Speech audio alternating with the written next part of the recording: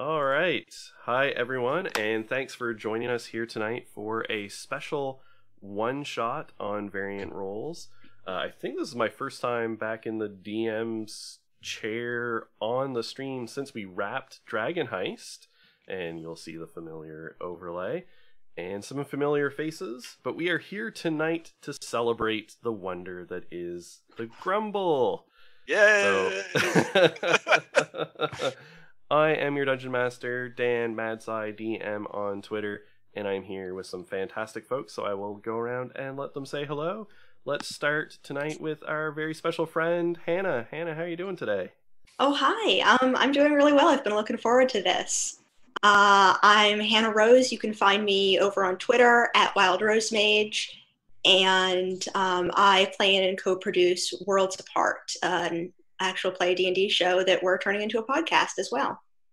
Cool. Yay! I am so excited because as much as I love watching you guys and watching all the stuff that I enjoy, podcasts I can take to work and listen to all day at the office. Yeah, absolutely.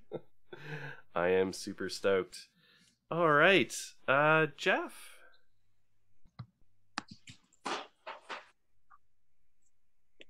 Oh, I think you're muted, Jeff. Or you just have your mic up. There we go. How's that? I'm Jeff. I'm the Atomic Straw on Twitter and occasional cast member on various things on this channel. And that's pretty much. You last saw me as Thaddeus Browsfeather, who is returned Waterdeep. Excellent, excellent. Ryan, how are you doing? Doing well. Glad to be back, and been really looking forward to this ever since the Grumble came into existence. So you can find me at rrutabach on Twitter or Red Hand Roleplay either on iTunes or Podbean. Looking to get into some one-shots and other shenanigans here on Variant Roles. They've been very hospitable. So. Well, we are always happy to have you, and of course Red Hand Roleplay is another thing that I've got in my podcast rotation, although I've fallen a little behind the last couple of weeks, but gotta get caught back up. And of course last but definitely not least, Nox, how are you doing? I'm doing good. Yeah, like Ryan, I'm glad to be able to participate in the Grumble. There had been grumbles behind the scene of wanting to do a Grumble one shot, and I never played Goblin before, so I'm very excited. I've also tried to dress up to represent the occupation of my little. There's even like green eyeshadow, but you can't see it behind these specs. So yeah, I'm looking forward to it. It'll be interesting. Excellent, excellent. I love it. All right, so we will, as we sort of unveil things, we'll have everyone introduce their characters, because we've got, other than Sorrel, who has adventured with us quite a lot, we have a new group of goblins that are all part of the pack, shall we say, of adolescent goblins that were hanging around Autumn's Draughts and Donuts, and assisting in many adventures of the Autumn crew, known as the Grumble, which we have decided, thanks to Hannah, as the one who actually coined it, that the collective noun for a group of goblins is a grumble of goblins, and it is perfect. All right, so it is a chill autumn evening in the city of Waterdeep. And all of you, as part of the Grumble, have been staying at the tavern in Trollskull Manor, known as AD&D, with the rest of your Grumble compatriots for, a few weeks, basically, that you've been living there, learning the finer things in life, being educated in the ways of the humans of Waterdeep, and just generally making yourselves useful, including some nighttime excursions into back alleys, and exchanging fisticuffs with nefarious drow, and it has been a rollicking good time for the Grumble. But tonight, you have discovered that in Trollskull Alley, there is a competitor. there is an Emmett Fewen who runs a pub just down the way in Troll Skull Alley that is not too happy about the presence of AD&D, and the Grumble has caught wind that he is seeking to make trouble. Seeking to make trouble by hiring some goons to make life difficult for your friends. And this we cannot allow. So, you have tailed Emmett, knowing that he is going to meet a contact to, and make sure I get this right again, the Light Singer Theater, which is in the C Ward, where currently a operatic version of the play Blood Wedding is having its run. So you've tailed him here, you know that he's going to meet his contact here. And, I mean, other than interfering with this plan, that's pretty much, you know, the extent of what the Grumble is after this evening. So you followed him here. So we're going to start with you already being in the theater. But we're going to go and introduce each other and have some sort of back exposition on things that may have happened on the way and that you have done while you were tailing Emmett to this point. And I think our first thing that we should figure out is where in the theater you currently are. And I think this makes the most sense to ask Nox to introduce her character and let us know where the most opportune place to start in the theater would be. Oh man, okay. This is as soon as I know anything about theaters. So I'm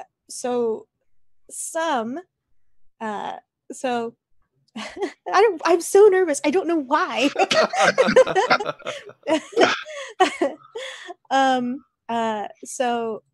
Where's my shit? Okay. So my name is Sam, and I lived under the floorboards of the stage, and so I listened to them a lot. And they used to yell at me and call me some goblin if they saw me, but you can just call me Sam, that's fine.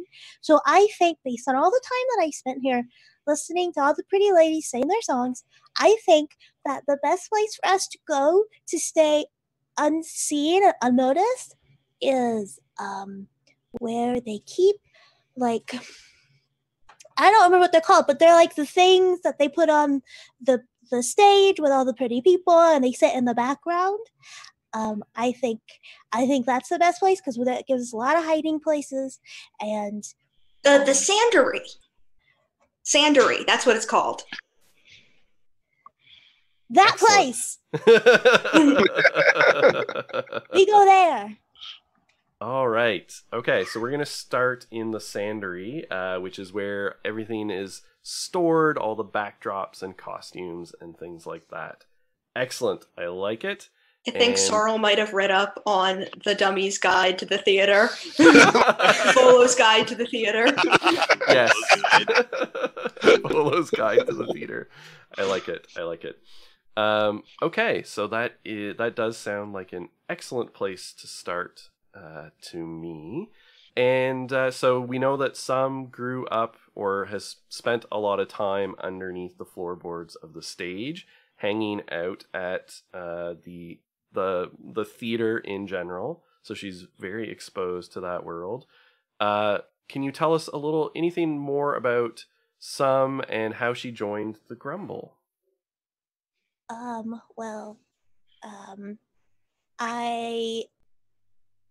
I saw these other people come through. One she had pointy ears and like pink skin, and they made a lot of ruckus in here. And so I followed them out because I was just very curious, and I couldn't get back in. They closed the door. I didn't have a way to get back in. And then I saw a bunch of people that looked like me running around, and I just wanted to know what they were doing. So I went up to them, and they said hey, and I said hey, and we just sort of tagged along. And I think at one point I carried a body around, which is very unusual, but that's what happened. Excellent. I like that very much. All right. So, Ryan, why don't you tell us your character, who you're playing, and tell us something of note that happened on the way from AD&D to the theater. Well, hello, I'm playing Snot, and he is the smallest goblin you could imagine, except for his head, which ears are almost as big as his eyes. And so he just really takes it all in and isn't afraid to ask, even if he shouldn't. But that's how you make friends. You have to ask. You have to talk to people. And so he got mixed into all this because, well, he saw people making noise and going off this way and that way, and he came with them. And before he knew it, he had a job making donuts. And so along the way, adding to his collection of socks, he was picking up random little socks that probably got dropped along the way, and makes a nice little armor, but also keeps him warm. So Snot is clad in socks. I like it. Excellent. So Snot has accumulated some socks, some additional socks between AD&D and the theater. You know, if it falls off the clothesline, if it doesn't, and you know, what's the sock? You know, they all go missing sooner or later. So the question is, does Snot take pairs of socks or only solo socks? Oh, that is a very good question. Well, if he's lucky enough to find a pair, he'll use them as mittens or to cover his ears. But if they don't match, they go on the shoulders and or just get pinned in place. So. Excellent. I love it. All right. So, Hannah with Sorrel. So we have met Sorrel before. They are a friend of the Grumble and the Autumn crew in general. So how did Sorrel come to be mixed up with the Grumble this evening? This evening, Sorrel had been in the garden and was working in the garden at Autumn Draughts and Donuts at Trollskull Manor. And they were all dirty and grubby when some goblin came in. Nox, is that all right? And some goblin said that they needed to get cleaned up and go to the theater and go trail this guy who's probably going to the theater. And Sorrel was very excited but very confused about why they needed to get cleaned up. So they've washed their face, but they have this like little ring of dirt around their face. And they've washed their hands, but their like wrists are still dirty. So and they're carrying their gardening bag that they carry everywhere with their little tiny rake and pruning shears and watering can, just in case there are any plants that need to be trimmed. Excellent. I like it. Can I add something in there? Absolutely, yeah. Please do. I feel like some would have taken some of the stuff on the line and like fashioned them into like veils and capes and things. Like, no, wait, come here. You gotta look good to go to the theater. That's how they dress on the stage and off. So excellent. And does some do that just for Sorrel or for every one of the Grumble who is tailing Emmett tonight? I think she would have, like, as each one joins the posse, like, oh, wait, come here, you're underdressed. Excellent. All right, I like it. Okay, and Sorrel, what is an interesting difficulty that the group had to overcome while they were trailing Emmett? Well, we're a group of goblins. Going from Waterdeep, dressed up in some ragtag finery. So, the Emmett, that we were trailing, walked like right past a whole bunch of City Watch, and we started to run in there, and Sorrel followed him, and Sorrel was like, wait. And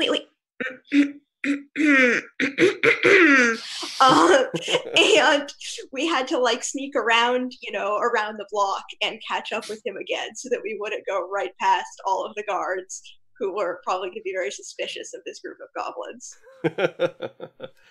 Excellent. All right. I like it. And finally, Jeff, who are you playing tonight?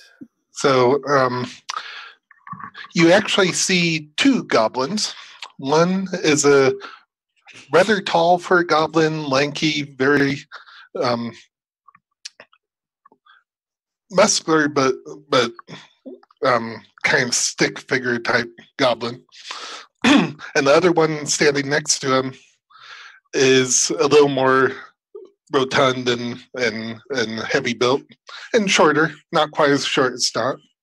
But the lankier one, on his shoulders, he has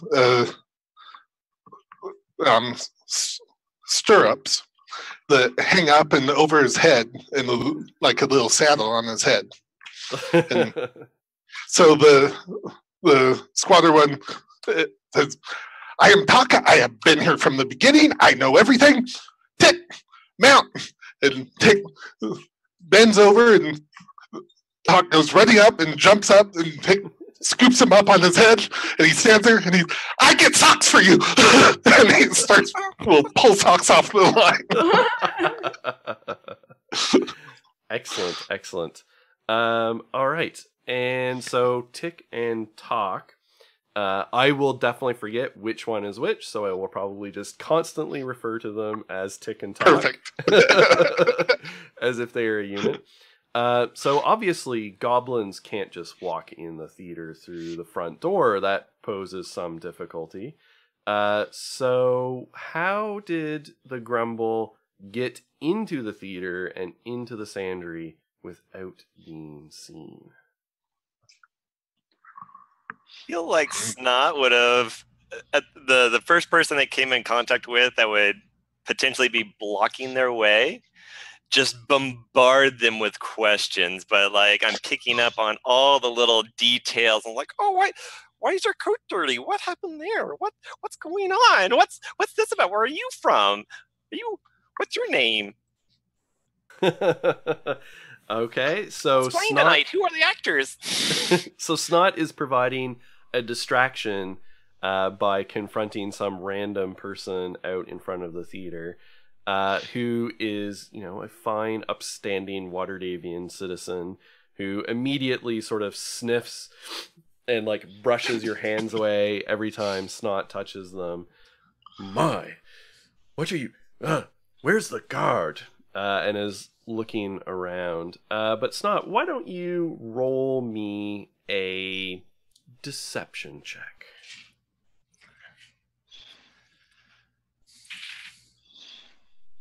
An 8. Excellent. So yes, the person is very flustered, very concerned about the fact that this grubby goblin wearing socks is talking to them in the middle of the Sea Ward out in front of a theater, because it is a very posh part of town. And you're creating a commotion, but the person is very suspicious and looking around.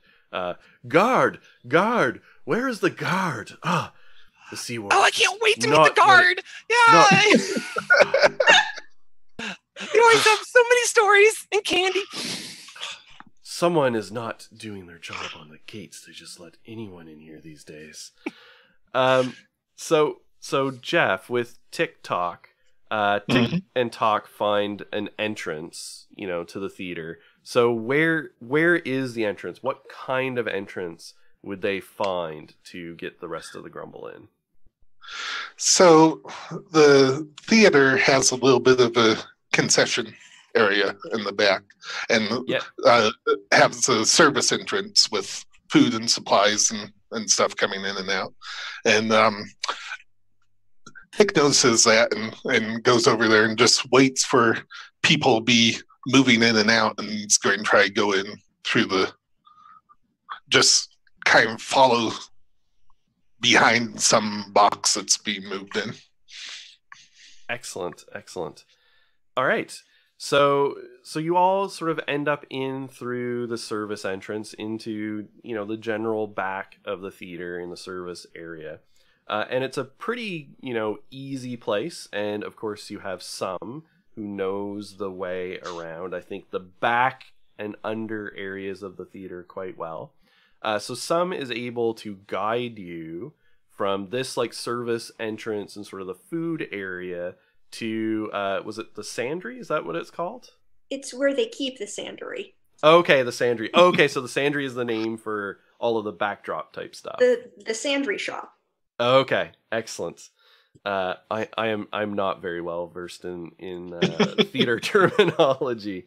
But so it is sort of generally in behind the stage, and it sort of extends underneath it as well, which is why some knows it so well, because it sort of connects into her home. So some can guide you from those locations, but you have to be sneaky. So I am going to have everyone give me a stealth check. But first, I am going to let everyone know, because it is a fun one-shot. And goblins, the Grumble in particular, are lucky folks. So over the course of the evening, you all have 2 luck points that you can use. Similarly to as if you had the lucky feat, but only 2 instead of 3. Basically 1 per hour-ish. So feel free to use those whenever you would like over the course of the evening. I would like to cast Pass Without Trace. Excellent. And is there any particular flavor when Sorrel casts Pass Without Trace on their companions? Ooh, let's see. I think, okay, so I think all the dirt that's like, all the dirt and dust that's on the floor just kind of molds itself to our feet and footsteps, and it passes, we pass silently because the dirt muffles our passage. Excellent. Yeah, I can just imagine it sort of like accreting under your feet, as your foot goes to step down, and then when everyone passes, it sort of like evaporates or sublimates away. To also not leave a track. Okay. So everyone go ahead and roll me a stealth check.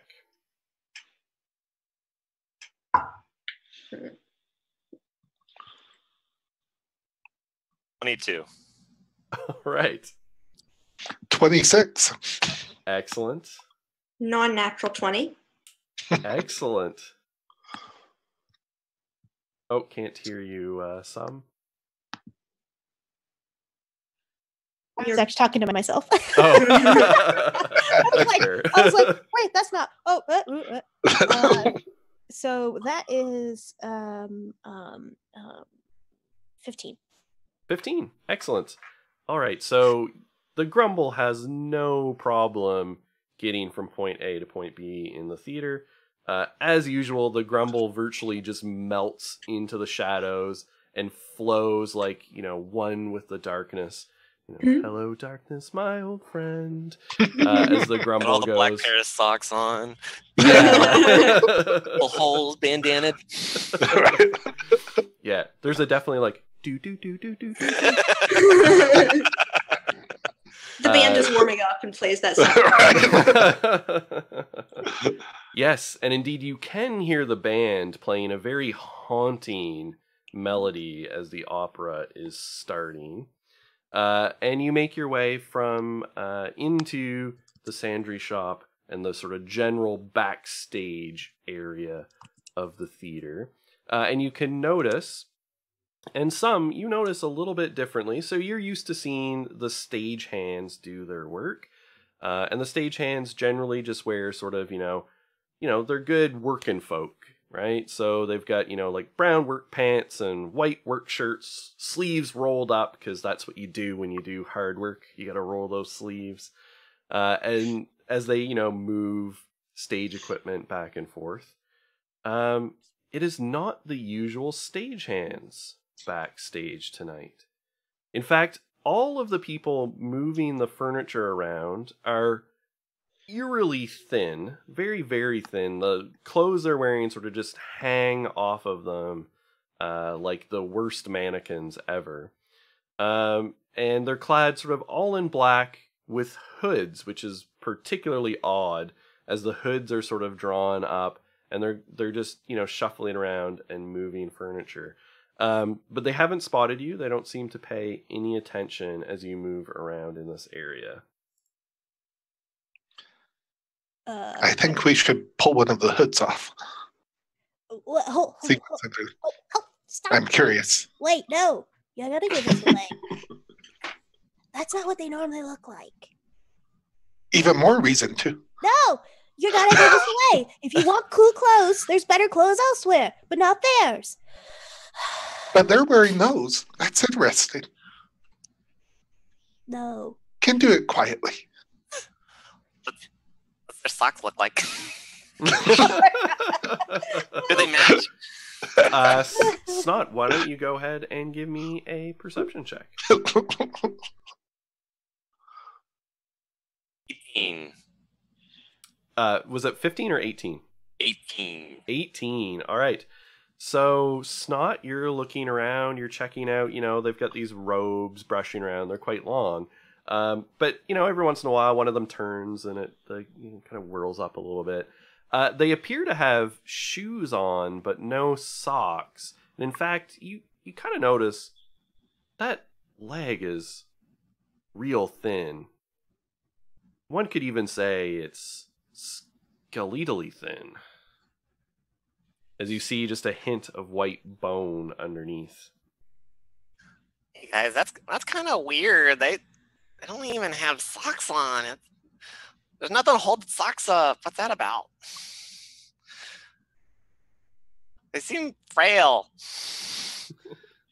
So Do they we're... need donuts? Oh my god. Oh, we can fatten them up. We're here looking for Emmett, right? That was our original goal. Yeah. Oh, yeah. Yeah.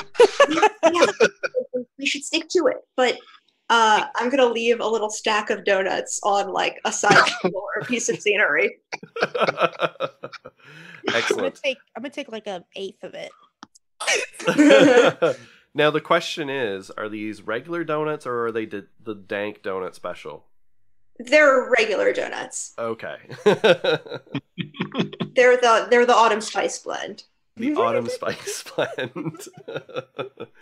Excellent. Full of fall flavors. One could even say they're the basic donut. Yes, exactly. All right. Okay, so you've left a stack of donuts. You're generally all hiding around in the back area. So you've noticed that the stagehands are kind of unusual. But yes, you have to find Emmett. So the question is, how are you going to find Emmett? Emmett came in the front door of the theater. We should find a place where we can see the audience. Oh. I know exactly where to go. But I think that we could do better to blend in. So, follow me. And I'm going to lead the gang to where they keep, it's like the costume shop, basically. Excellent. Okay. So you do have to cut through the area. There's cover. There's like bits of scenery all over the place. There's the odd crate and things like that around. But the stagehands are moving around, and you do have to cut through this area all the way across the other side to where the sort of the wardrobe, like massive walk-in closet that's just packed full of costumes is. I can imagine this is a place that some played in lots whenever she could get away with it. Oh, yeah. Yeah, excellent. All right, so I will have everyone make me another stealth check as you move through the room. And you can... Well, we'll see what the results of your rolls are first before we flavor how you go about the stealthing. So that's Can we get advantage because like this is my favorite terrain sort of thing? I absolutely think so. And we still have Pass Without Trace. And you Oh, still have Pass Without Trace. What does that add? Plus 10. Oh, okay. I actually totally forgot about that last time. Yeah, so did I. That was like a 32 then. Okay. Jesus. Advantage is actually so good because I rolled a 3. Oh yeah, I rolled like garbage too. That was good. Okay. So that puts me up at 12, I'm at 24. 21. 27. 24. All right, so the Grumble has no problem moving through this area. They're just dodging left and right. You slide, the Mission Impossible music is thumping, which I would totally play, but we'd get shut down. Yeah. Yeah, and it's, one of the Talk stagehands is starts... humming it as we go along. Yeah. Yeah. Ducking in behind walls. Yeah. The Grumble is one with the flow as they move through the room. One with the costumes. One with the costumes, and in fact, you now find yourselves in a costume bonanza. There is everything you could possibly imagine here. Up front, so closest to the room you're in, has been preloaded with all of the costumes for the opera that is going on this evening. So preeminent among it is several changes of a magnificent costume, all in brocaded velvet. It is very fancy. It is all in black and red with a cape with like a deep collar. It just looks like the kind of thing you would languidly sit in a very regal chair while swirling a glass of very dark wine. If one was a very pale complexioned, handsome man. Some just rubs all over it like a bear would to a tree. Like...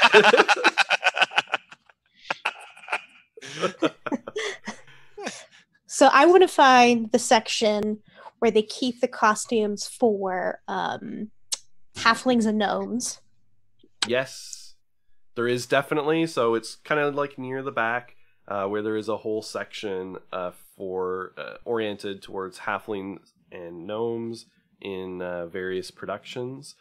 There's a lot of almost insulting, like court jester type attire, so like lots of motley and patchwork and things like that. But there is a wide variety of costumes. So I'm gonna just start pulling some out for the gang, picking from some's most favorite opera to watch at the Lightsinger theater, and it's going to be from the Arcane Flute. And so some is going to don the costume for the witch. So all this black dress, and she's going to give Sorrel the costume for the prince, and Snot the costume for the prince, and because I don't have the cast memorized for this opera, she's gonna give Tick and Talk costumes. Oh, there's a flamingo in here, I think. She's gonna give one of them a flamingo costume, and with like a really like tall like flamingo headpiece that extends from the shoulders. Yeah, so they'll mount and then in the neck of the flamingo. They're just two goblins in a flamingo suit. Yes. That's what it is. Thank you. That's exactly what it is. Just two goblins in a flamingo suit. All right, so there's the shirt idea of the stream. Right? Last one, it was Medicine Bear Murder Machine. Mm-hmm. And today it is just two goblins in a flamingo suit. Yes. Conspicuous. Blending in. All right, so we can, if we can go on stage in this, I have a flute, and I just pull a flute out from somewhere. And then I pull out a lute and some other various instruments, and I just have them like this. I could play a song if we need reason to get on, and then we can see everything. Or if we went out to the audience, they would probably think that we were like the pre-show. I don't really want to be on stage. Okay, well, let's go be the pre-show. All right. So Snot's trying to put this costume on over his socks, so now he looks really roly-poly. Excellent. All right. And anyone else have anything to do or add before going out to get a better look at where Emmett might be in the theater? Nope, I'm good. This is good. He's good. He has a bird's eye view. Yes, I do. I can see all. Sorrel? Oh, Sorrel places their pruning shears in the little scabbard on the prince's costume for like a dagger. Yes. It's kind of like tucked in, the two Yeah. handles poking out. Excellent. I love it. All right. I'm gonna do something. Yes. I'm gonna cast Disguise Self on myself, and I'm just gonna take the form of are halflings or gnomes smaller? Gnomes are smaller. Okay, I'm gonna take the form of a gnome, who I assume is like comparable to goblin size. Yeah, probably a bit smaller even. I think gnomes are sort of like 3 feet high or something. But yeah. And it looks pretty much the same. Which I forgot to mention before that some wears these right here. Okay, excellent. But yes, still looks the same, except that somehow this gnome looks kind of sickly because some just doesn't really have the foresight to think like maybe gnomes don't have green skin. So this gnome looks a little on the sickly side. Okay, excellent. All right, so some is taking the Grumble out into the theater proper, as if they are the pre-show. And I'm just spread out and taking the flamingos. And I'm going to be playing. Somehow, I'm going to be playing the lyre, I think is what it's called. Yeah. With like hooked under one arm and playing it with these fingers, and then I have the flute over here. Oh, Sorrel will hold the lyre for you. Yeah. and I'll be playing us on as we go into like sort of like the whatever the front area is called. I can't remember, but and yeah, just bringing us on like some kind of procession, some kind of bizarre procession. All right. So yeah, so there's a route you could take from out the back and sort of out to where the stage is. But you would have your option of sort of going out onto the stage or like onto the floor and, going up sort of like the aisle that basically would run in between like the rows of seats. I kind of like this pre-show idea, so I'm just going to head right for the stage unless somebody corrects me. Autopilot, like he knows what he's doing. Tony. Excellent. Okay, and I'm assuming that Sum and Sorrel probably both seem like the ones that would sort of be up front potentially. Sum is sort of leading them out. So where is Sum going? So Sum was trying to lead the Grumble to not to the stage, yeah, but to where people like come in, because sometimes like they'll have like the actors and stuff out there, yeah, or like other actors from other productions. So that was Sum's thinking. Okay. So yeah, she would be leading everyone towards sort of like the front where people pile in, where like they get their concession. Okay. So you've got two options. One is the most direct route would be that you have to go through the theater part, because you're essentially backstage at the moment, or that there is various bits and pieces and tunnels and things like that underneath the theater, and you could maybe find a way through to come out directly into like the front lobby, which is where people are milling around and where they sell tickets and that sort of thing. Right up the middle. See if he's already in there. Yeah, we're in costume. We're already hamming it up. Might as well own it. Yeah. That's what we do. We cut through the theater. Okay, all right. So Snottle just kind of like slowly, kind of like slow turn waddle, like penguin step, just like really like this. This way he can actually like also scan the area, but put on an act the whole time. But he can like pan the room slowly, see if he sees Emmett or anything shady. All right, and it seemed like Tick and Talk were going to take at least a brief detour to the stage before they might realize to right. I'll to the start floor. going. Oh! This will make go ahead. Start right, turn around. Excellent. And what about Sorrel? Sorrel is holding some goblin's lair and is like marching, kind of what their idea of like what a prince looks like is very like official and pompous. So they're going,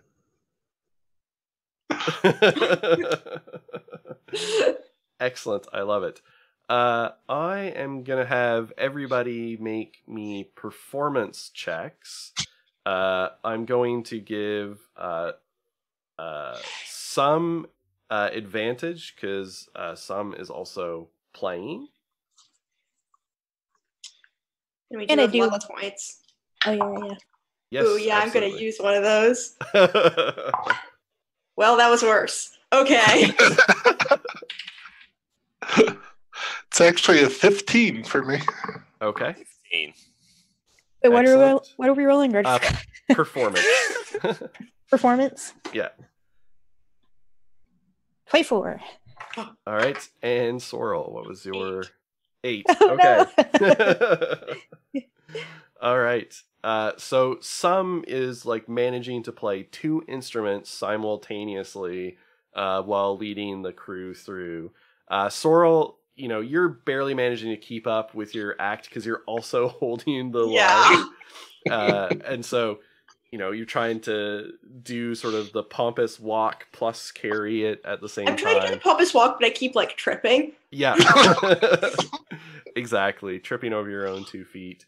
And Tick and Talk and Snot are sort of, wobbling around in the back, but generally keeping time. So you're looking for Emmett. So I'm also going to have you make perception checks. And some you're going to have disadvantage on your perception check. For multiple reasons. Yeah. That's a layered kind of disadvantage. It is. I got a nat 1. I got you. I got 25. Got 17. Okay. And also a 1 from some. Is that a total or a nat 1? That would be a natural 1. Excellent. So Some and Sorrel, why don't you give us the flavor of what your nat 1 perception checks look like? Well, Sorrel is, as we've established, trying not to trip over their own feet, and also trying not to trip over the, relatively speaking, very large feet of all the other theater patrons. And trying to hold a lyre that's probably like half as big as they are. And trying to walk in a pompous, princely manner. So really, it's not very surprising that they don't see anything else except like some in front of them playing the lyre. Mm-hmm. Yeah, and I think that Some is so focused on, this is it, this is my chance to show them what I've made of, that she's just completely like forgotten to even look for Emmett. But that's why they're even there. This is like her her grand debut in the theater. Yes, I've been resisting pronouncing it the theater all night. So yes, because you are playing your instruments phenomenally, which is great because it is a weird looking gnome and a bunch of goblins in costumes like marching through the ritzy theater at the moment. And so there are many like quizzical murmurs around you from the mostly high society types that you see. There's a lot of whispers. I didn't know this was a vaudeville show. And in fact, on stage there had been some music which like came to like a crashing stop as you guys entered. Oh yeah, the band was warming up. Fine. Which Tick and Talk, when you look back behind you, you can see there is a group of men and women in very colorful attire on stage. Where the men are playing like fiddles sort of thing, and it's like a whirling, skirling sort of music. And there are some women that are dancing with big multi-layered, multicolored skirts that are like whirling out around them. And of course, they have stopped in the middle of this performance and are just glaring murderous daggers in your direction and sort of talking to one another. But as you're scanning the room, you do indeed see Emmett. So Tick and Talk, you see sort of in a private booth that is up, partway up sort of the wall. You catch a glimpse of Emmett. He's a pretty familiar looking face. He's a little bit of a heavy set man, mid, 40s basically. He looks like a bartender. Kind of grizzled. He stands out a little bit in that his attire is very working class, and most of the people here are kind of like dressed to the nines for a night out on the town. Snot, you pick up some additional details. So in the box, sort of in the shadowy bit of the box where Tick and Talk can't quite see, you see a halfling who looks a little worse for wear. The halfling is quite pale. He's got dark bags under his eyes. He's wearing like a very fine suit. But for anyone who, as I did, really enjoyed the TV show Firefly, if you can picture Badger. Yep. Where his suit was once very nice, but it is now quite threadbare, a little bit dirty, and sort of out of place, with, a bit of a bowler hat on that's torn and frayed around the edges, is the halfling, who is engaged in conversation with Emmett, and he's standing there, and he's got just a generally kind of twitchiness about him that you notice.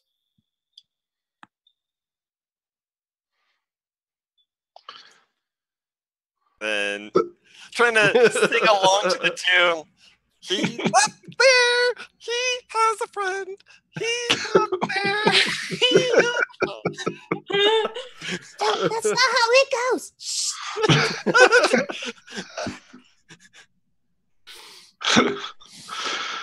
So, noticing the performers that were spinning and stopped, Dick will stick his hand out of the flamingo's mouth and wave at him and say, "Let's go!" and start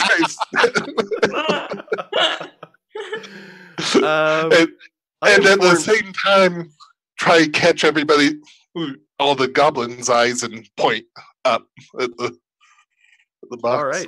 All right. So you're pointing them out, and depending on how oblivious Sorrel and some are, they may or may not. They may not see your pointing. I'm gonna have them give me some additional perception checks. Okay, that's much better. That's a 23. Much okay, better. excellent.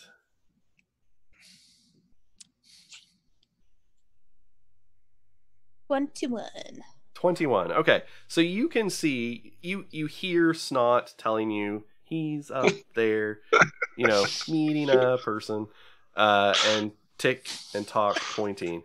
I am torn for Tick and Talk whether this should be a performance check for his dancing with dexterity or a dexterity saving throw. Oh my god. I think I'll just make it a dexterity check. Just a straight Just a dexterity check. Dexterity check, yeah. That's a dirty 20. All right. So, you manage to get the whole cowboy thing going on, goblin style. Yeah, Just the top of the flamingo just running. as they're just whirling and you're pointing. And I think I'm going to give you a chance to make a persuasion check with the Vistani dancers here as well. Oh, this will not go well. 14 minus 2, so 12. Yeah, they're not having any of it. Yeah. You can see them like turning to talk to one another, and there's lots of like fists planted on hips, and like angry gestures from the musicians, and someone like pointing backstage and like pointing at the goblins. Yeah, so I'm stomping on Talk's shoulder, saying, "Faster! Go faster!" Try and spin the flamingo faster. Yeah, so the just two goblins in a flamingo suit are just whirling and whirling. I think spinning. some is pissed off because she sees us and she's like, they're ruining it for me. They're ruining everything. and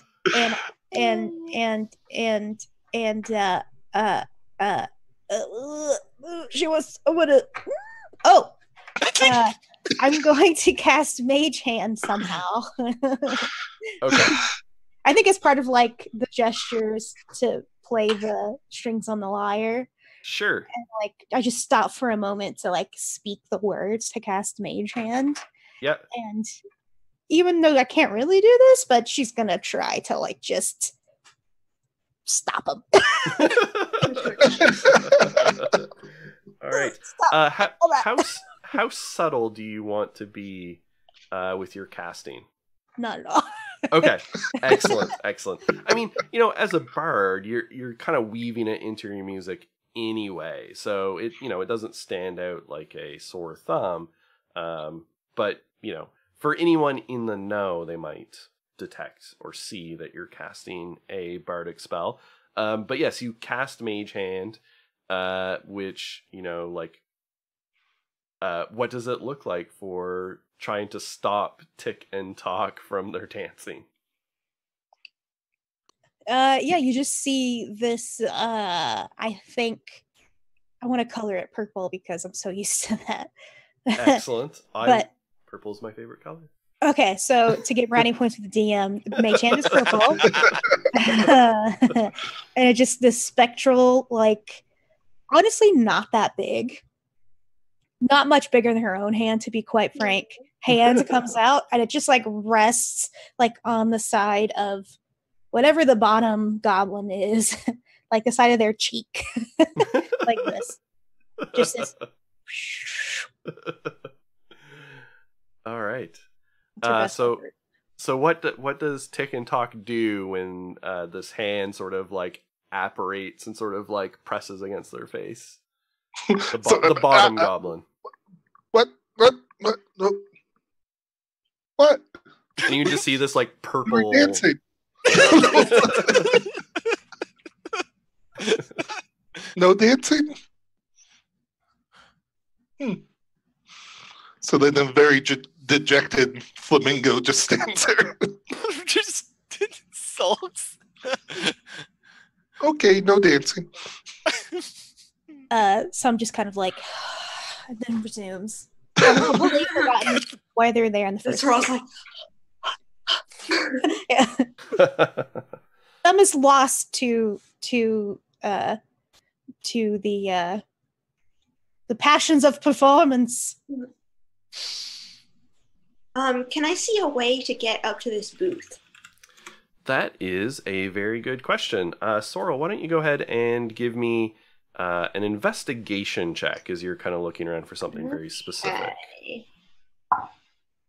16. A 16. All right. So you see two possibilities. You can see that there is a small, like, recessed door that, has, like, some curtains closed in front of it near the back of the room that you guess most likely leads up to the private boxes. You're not 100% sure. And then the sides of the theater are sort of elaborately carved with, some, paneling that's carved to make, lots of vines. There's like big flowering trees. It is very beautiful decoration. Although, I mean, someone had to cut down a lot of wood and carve it to replicate this nature scene when you could just go out and look at it. But there are some convenient places where if one were so inclined, they could climb the walls with, a little bit of difficulty, but not super hard, and get to the box that way if they wanted to. Are there still audience members out here, though? There are. The theater is sort of, about a quarter full. You can hear like murmurs from the lobby area.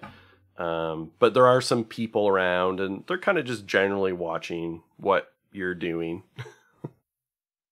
I think I'll try to pull the lyre in the direction of this curtain, lead us that way.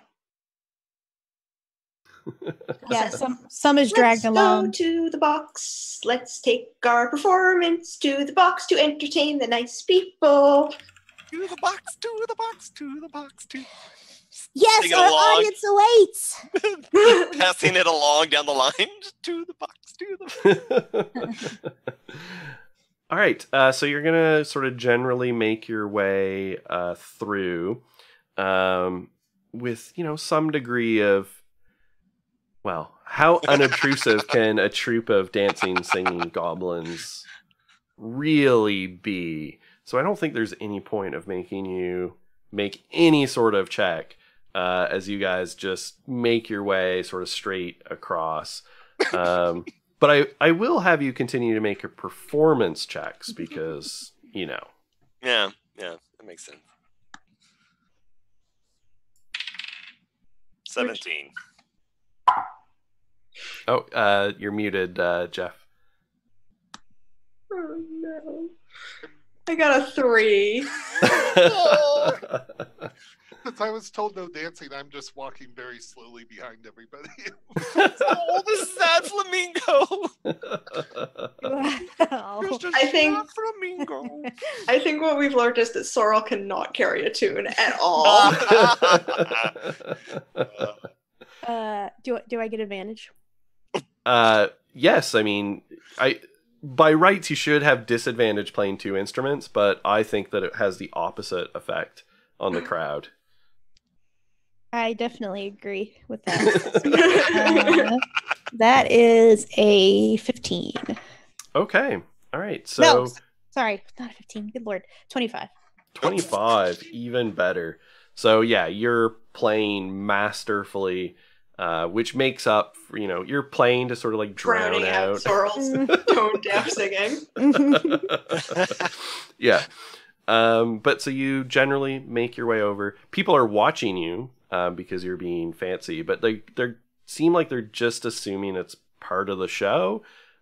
You hear a few people as you pass by just like whispering like, well, that's very nice of the owners to give a special chance to people we don't usually see. So... Does Snot happen to hear any of those comments? Oh, absolutely. Oh, Because Snot he's is just, very we're perceptive. in outreach program. We're in outreach program. AD&D, AD&D. But there's a lot of people that are sort of grumbling and wondering Oh, why are they? goblins. Oh, absolutely. They Grumbling play after very grumble. nice, but I thought we were here to see the the Vistani dancers. I think some winks at a couple of them. All right. And so you're making your way through, and you do indeed get to the curtain. And when you pull it back, Sum and Sorrel, you can see that there's sort of this like tight little staircase that goes up, sort of like a half flight to where the presumably the private boxes are. It looks like it, opens up onto a little bit of a hallway. Are we going to be sneaky again? I think now that we found him, maybe that's a good idea. What do you think? Snot. Well, sounds good. That sounds good. I think we've done our job. We got this far. I can't keep a consistent voice. I'm sorry. I'm just going to go ahead and burn another second level spell slot and cast Pass Without Trace again. Okay. Does it not Excellent. last that long? It'll last for 10 minutes, but I Yeah. think it's probably been more than 10 minutes. Yeah. I think Yeah, it's been more than yeah. 10 minutes for Yeah. sure. Yeah. And is it the same sort of effect this time, or is there a different effect to your Pass Without a Trace? I think this time everything's just kind of soft and muffled as if we're stepping on moss. Okay. Mm. Excellent. Yeah, Sum is gonna discard her dress. Just Oh, it was so pretty. well, I mean, you're right. You think I can take it? I think that would be stealing. Yeah, I don't want to take it from here. They are using it. Say again. They are You're a little using quiet now, actually. Yeah. Audio. it. They aren't using it. Well, I mean, but they do, and I like this place. I don't want to steal from them. Maybe I can Flamingo's just, got a point. yeah. Maybe I can just come back for it another time. But in the meantime, Sum just rolls it up real nice, kind of tucks it away somewhere. So since these stairs are going up, I can see higher than all of you, so I can go up and. Please tell me you're still the flamingo. I'm still in the Yes. And doing the very flamingo. right. As long as you're not trying to hop up the stairs on one leg. Oh my god. All right. So if you're going up the stairs, why don't you also go ahead and give me a stealth check? Okay. With Pass Without a Trace, Yes. That's 25. all right. So 28. all right. You're So talking about him. Sorry. yeah. So the flamingo is very carefully going up the stairs. The neck stretching up. Sort of stretches out around the corner. I think Sum's gonna go with him because she's got her disguise on. Her Okay. sickly gnome disguise. Excellent. So why don't you also go ahead and give me a stealth check? Yeah. Okay, I'm going to. I actually already rolled and forgot what it was. I'm gonna roll again. Okay, cool. That wasn't super great. How do I have such a high stealth? Jesus. 19. 19. Okay. So you creep up in behind Tick and Talk. All right. And are the rest of you staying sort of downstairs or creeping sort of so it's a goblin pile up around the corner? It's. Goblin I think it's a pile. goblin pile up. Yeah. Yeah. Oh yeah. He wants to be able to hear and see everything that's coming down the line. All right. So why don't you both also give me stealth checks, Sorrel and Snot? I got a 23. Excellent. I rolled with the flamingo and got a 28. Excellent. So yeah, you guys all go up, and I can imagine it's like there's the corner, and if someone was looking down the hallway, it would be like sequential goblin heads poking out from like bottom to top. Pop, pop, pop, pop. And then and then the flamingo head creeps around. So you guys all peek out around the corridor. And you can just see a person in the like livery of the theater walking away from you, and you can hear like the rattle of a tray, and it goes past the first door, which is the box that Emmett is in, because you're goblins, you can put two and two together, you're all smart folk. And the butler goes down and sort of pauses and like raps on the wall outside of down sort of at the far end, and you hear sort of an exchange, and kind of then disappears into that box. Where do we go now? What do we do? Do the boxes have doors, you said? They so like if you're looking down and you can sort of just barely see it, it looks like the butler sort of rapped on like a door frame, and like pulled aside a curtain. So it doesn't look like they have full doors, but there's a curtain at least. I guess I want to run up and sneak up to the curtain and listen. All right. So yeah, Sorrel scurries down the corridor, sort of slides into place. Why don't you go ahead and give me a perception check? That's a 13. Okay. So you can just hear a halfling voice, and you hear like a little bit of like scratching, as the halfling sort of talks in a surprisingly posh kind of accent and diction, and just says, "Yeah, Emmett, I was sent here. You want a contract with the Shard Shunners? We can do business with you." And you can hear a sort of a deeper male voice responding, "You got to get this right. Those folks and their donuts, they're going to put me out of business. I got mouths to feed, namely mine.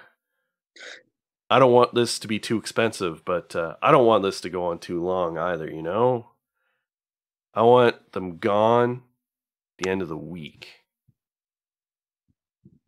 And then it sort of fades into like a bit of murmuring back and forth that sort of gets gradually sort of harder to hear as they like lower their voices and start talking.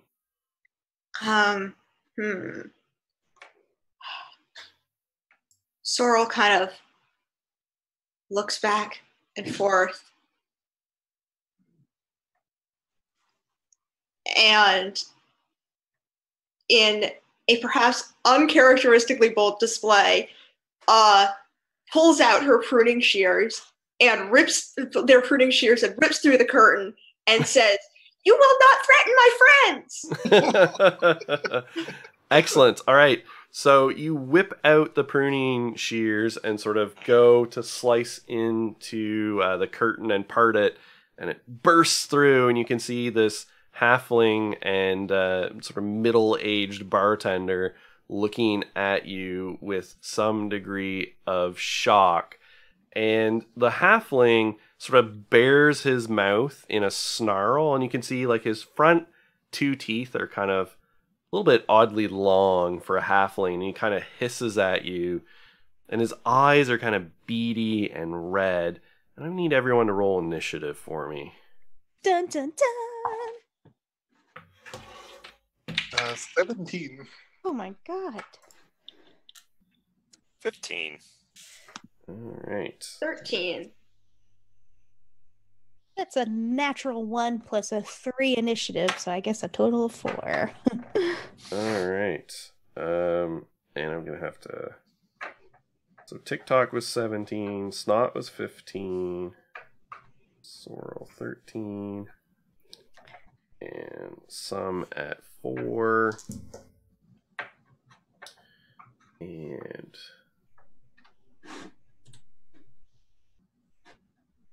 Dun, dun, dun, dun, dun, dun.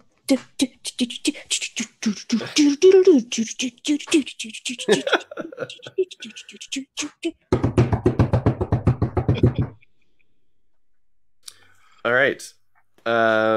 Okay, so as you kind of yell that and burst it open, and they're looking at you in surprise, and you can see the halfling's form sort of blurs and starts to reform in front of you. His sort of mouth pushing out into a snout, sort of his ears elongating, growing fur all over his body as this halfling-sized rat, humanoid rat, is staring at you. And he pulls out a short sword. And Emmett just says, "Dasher, get him." And Tick and Talk are going to be the first to go, sort of after, like, Sorrel, acting. Yeah, Sorrel is actually a little bit frozen. Yeah, Sorrel's surprise round was like slashing the curtain.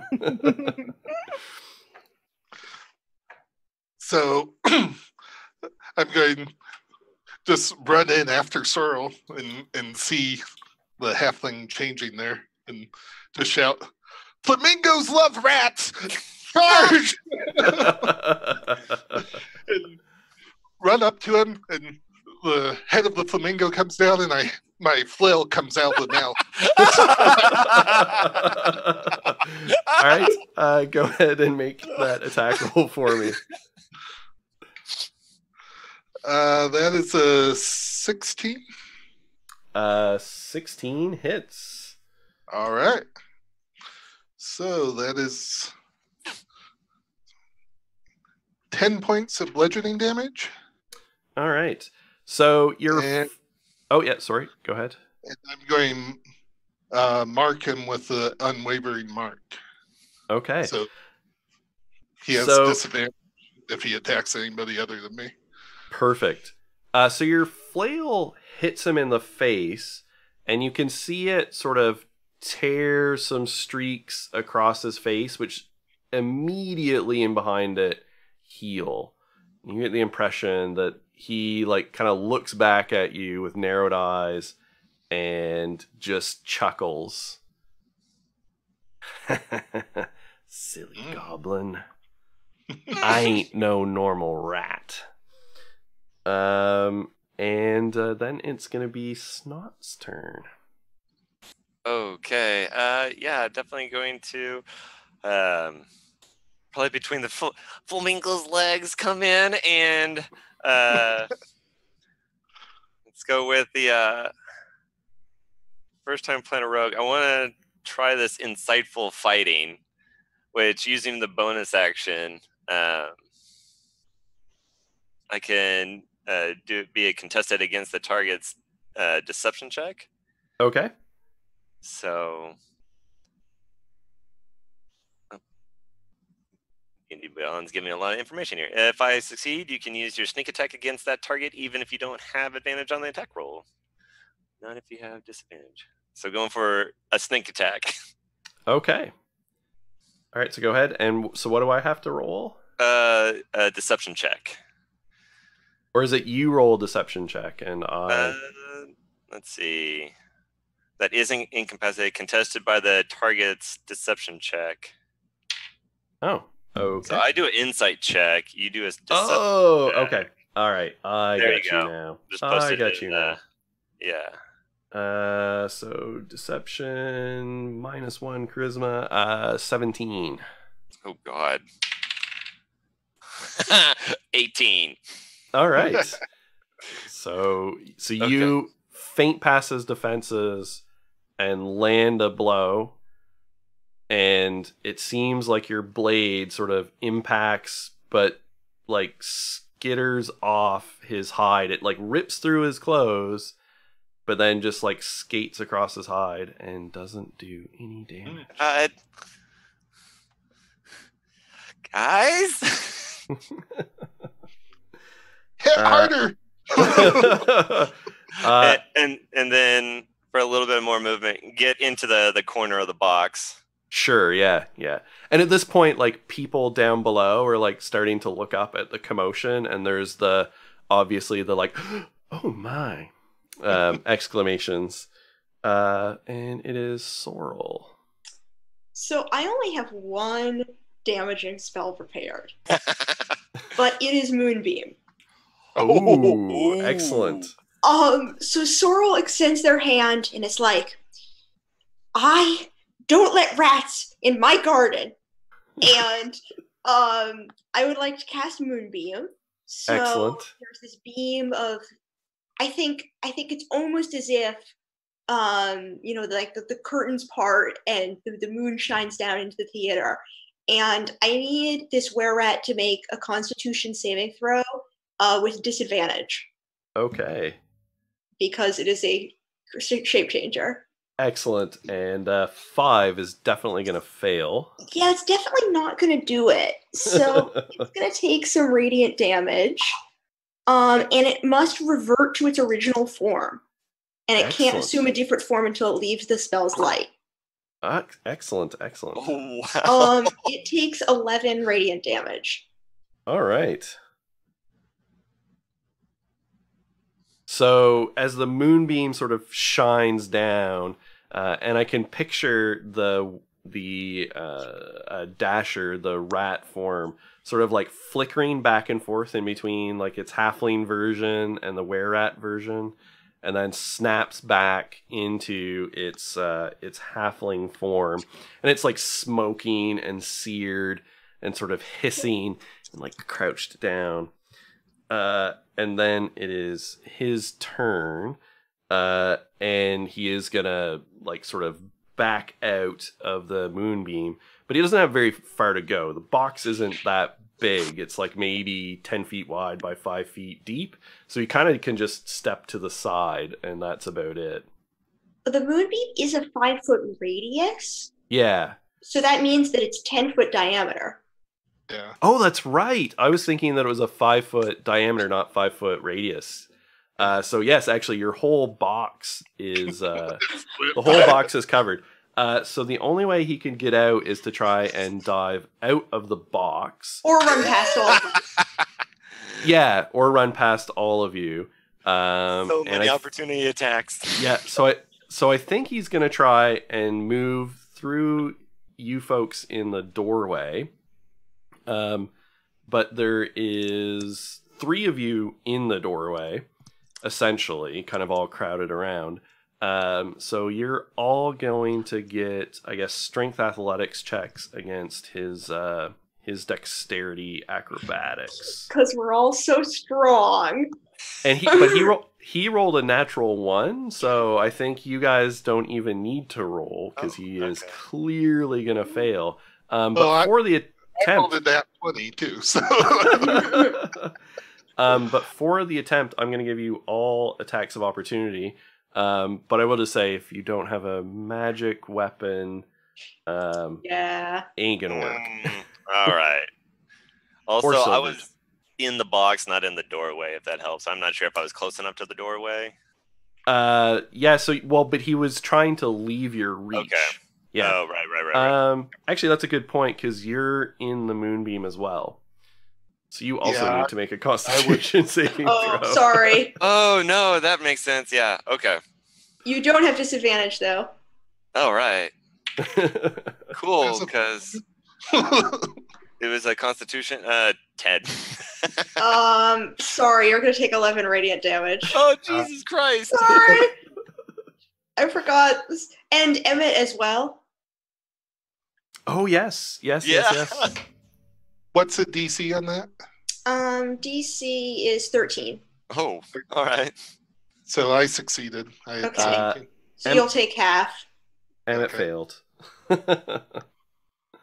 So Emmett is like smoking as well as this radiant energy burns and sears his flesh, and he starts screaming and yelling, and then passes out.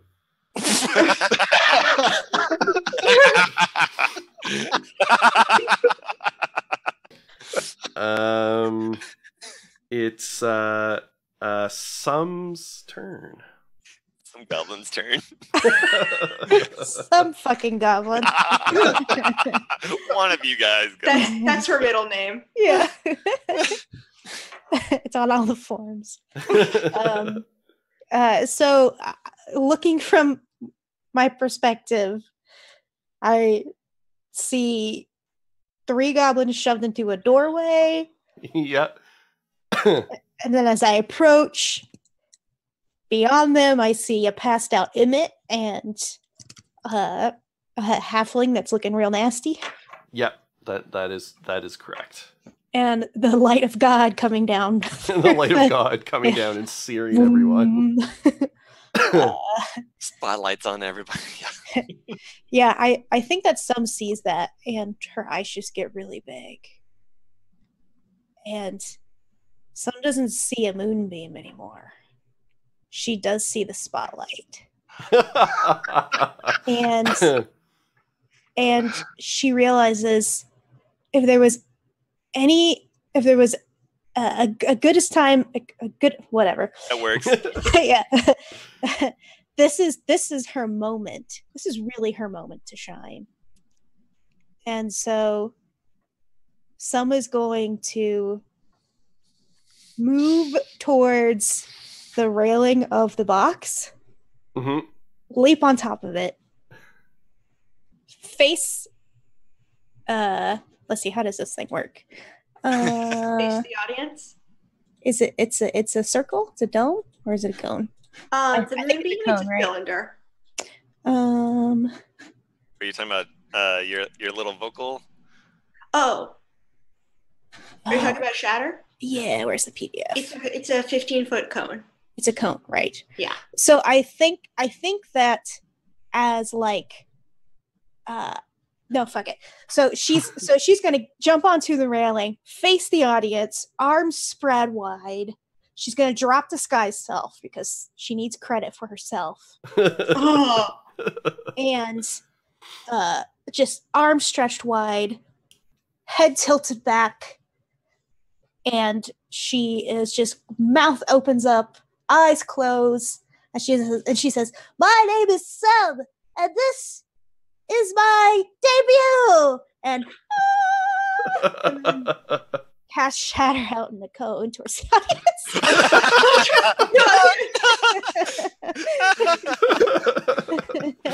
So not at the halfling or the box, just like out at the audience. Yeah. So a cone. Are you angling it like up and away? Or... She's looking down at the audience, so it's gonna be all right. All right. So and so I can choose to change the spell's area of effect to a 15-foot cone. Yeah. Yes. Or you can do it if you want. Or I can do what? Say again. Or you can so Shatter is a sphere from a point you choose within range. Yeah. Yeah. But your piercing resonance feature means that you can do it as a cone originating from you. Gotcha. Yeah, so we're gonna stick with the cone because she needs everybody to hear her. All right. This is when they're finally going to accept her for the untapped talent that she is. All right, so I just split the audience members affected by the cone into two groups, and rolled saves for them. I believe it is Constitution for Shatter. Yeah, 12. Okay, so half the audience did really well with a natural 20. Oh, sure. The other half is they're the usual opera goers. They're used to it. They're used to this. Yeah. On key. Very nice. Yeah. The other half not so well with an 11. Those are the newbies. They're not used to these very high pitched operatic performances that can shatter glass and apparently bones. So why don't you go ahead and roll the damage on Shatter? Well, that'll be, is it plus anything or it's just straight? It's just straight. It's just straight, yeah. So that is,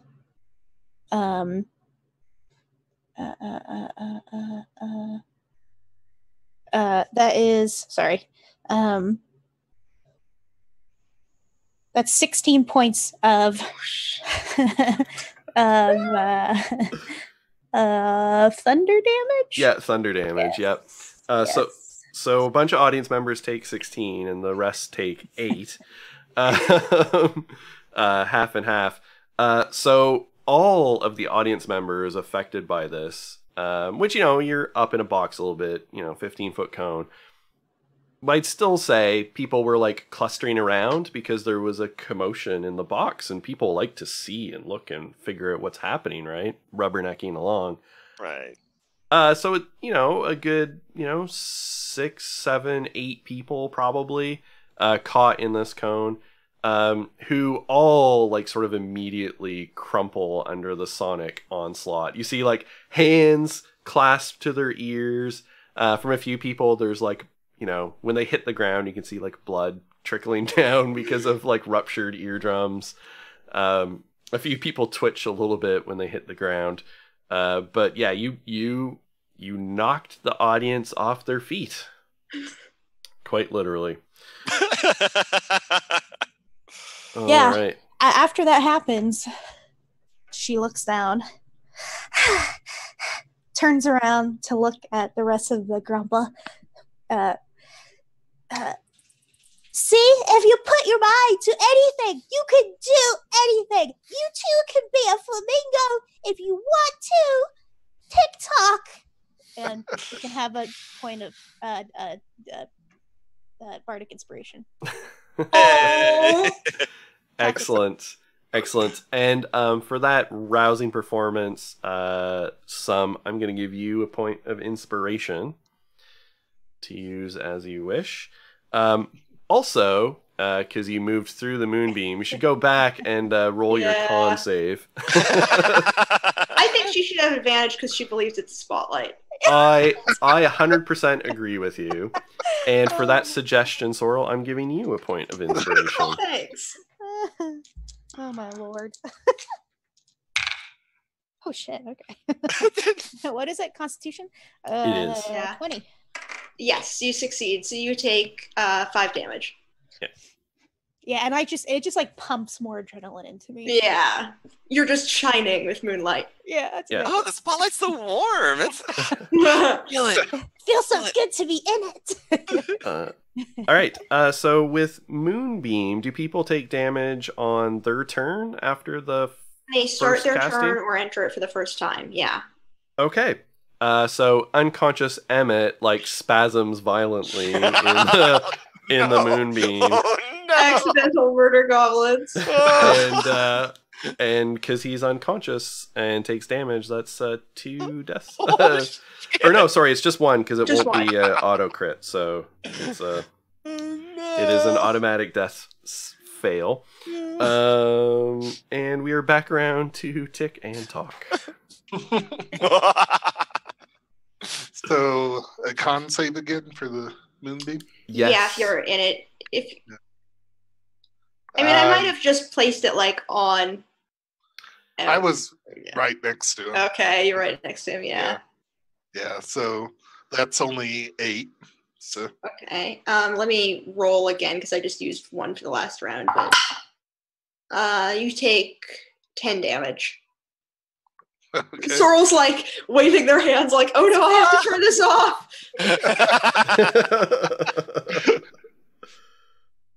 Excellent. So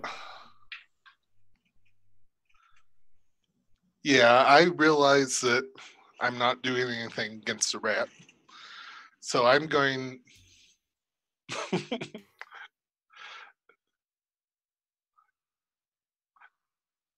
yeah, I'm going to run over and try to pick up Emmett. Okay. Just bend over, try. At this point, I'll break my arms out of the flamingo costume, so just so the goblin arms are there.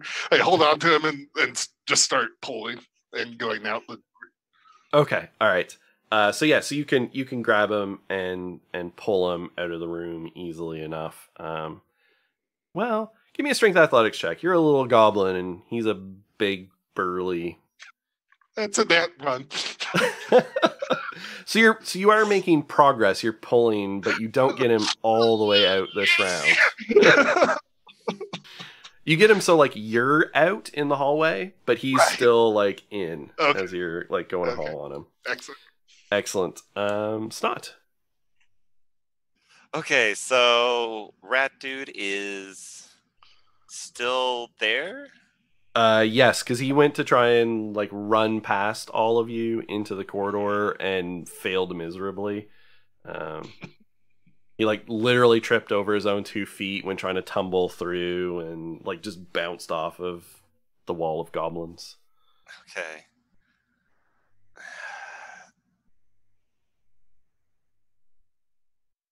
Yeah, I might follow the flamingo's lead and try to get Emmett out, as well as get me out of the moonbeam.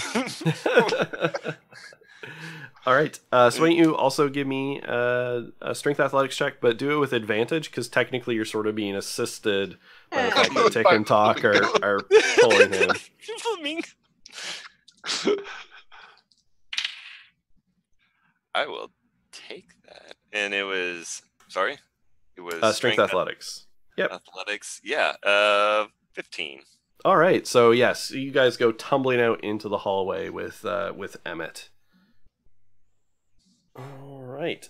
Sorrel. Okay, well, I was going to turn the moonbeam off, but now everyone except some and the where rat or halfling are out of it. Yep. So I can move the moonbeam on my turn. Can I move it so that it's not hitting some? Yeah, I think so. Absolutely. Cool. That is my action then. Okay. So I just move it, and I'm going to stay like where I am with my hands out. Like I was waving, like, oh my god, I've got to stop this. But then they went through, and now I'm like have my hands out so he can't get past me. Excellent. All right. And so then it is his turn. Let's see. He is going to try and attack Sorrel. So he's got a short sword out. And he goes to stab you and then leans real close with his nasty teeth. So the short sword is a non-natural 20 to hit. Yeah, that hits. That's 5 points of damage. Okay, I'm gonna roll a concentration check. I think I lose. Yeah, I lose the moonbeam. Ooh, okay. So moonbeam drops. Did he take damage from it at the start of his turn? Oh, good point. Good point. So he has to make. Yeah, he gets to make another con save, but at disadvantage. Yeah, and that's gonna fail. Okay. That's only 5 damage. Okay. See, I mean, he is looking quite haggard. As like he's in it. You can see his form sort of trying to flicker back to the rat hybrid form, but it can't quite do it because of the power of the moonbeam. And he's smoking. He definitely looks, teetering. And so then he comes in to bite. Yeah, and then the moonbeam, when he hits me with the sword goes, and the moonbeam dissipates. Sort of flickers out, and he grins and then chomps. That's also going to be a non-natural 20. No, I don't want to be a were-rat. Wait, I could use my inspiration. I'd like to give him disadvantage. Excellent. Great use. So now that's going to be a 17. That still hits. All right, so it My AC does. is not that good. It does 3 points of piercing damage, and Okay. and then you get to make a Constitution saving throw. Okay. Let me just note down my damage. So that was 8 damage total, right? That's right.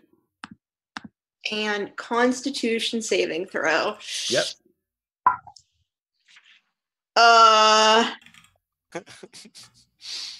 That's a 3.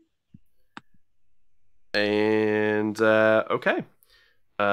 So Swirl is infected. Oh no! No.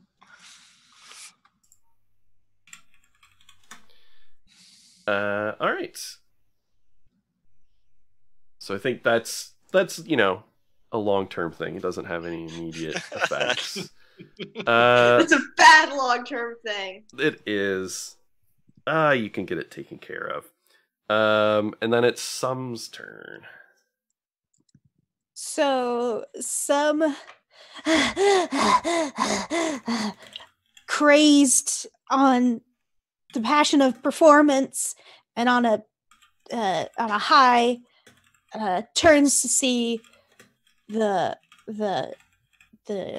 were rat halfling person running off, and points a finger at them and says, "No, don't you disrespect the theater like that. Do you know why Handel shopped at the thrift store? Because he was baroque as hell." Kind of Tasha's hideous laughter. And he has to make a wisdom saving throw. All right. And what's your spell save DC? 12 for that one. Okay. So he fails. Heck yeah. So he falls prone. He's incapacitated and able to stand for a minute. It can continue to make the save at the end of all right. turns. So he is down, rolling on the floor, holding his belly, just doing the with this hearty halfling laugh. So he is sort of down for the moment, and he's the only, person. So we can sort of pop out of initiative order if you would like, and you sort of have at least a minute that the spell is still going, although he could be still making some saves, so it could just be a few seconds. But if you guys have some things that you want to do with a little bit more free form, what are you going to do? My idea, since he's on the floor and I can't hurt him with my weapons, I do have pitons and a hammer. I'm going to try and pin his clothes to the floor. All right, so yeah, you can be pulling those out and start hammering him in. What are other people doing? Go ahead. So to reflavor some 50-foot rope, I have about 50 feet of socks that have been sewn together. I'm just pounding him and eventually going to gag him up. So you hear that muffled laughter, but maybe the long way, because if he's pinning his clothes to the side, running over, or just throwing socks. All right, so you're tying him up. Mm-hmm. All right. Sorrel? I would like to go check on Emmett. I guess I could have done that last turn. Throw a healing word his way. Yeah, he's unconscious but breathing. But alive. Okay.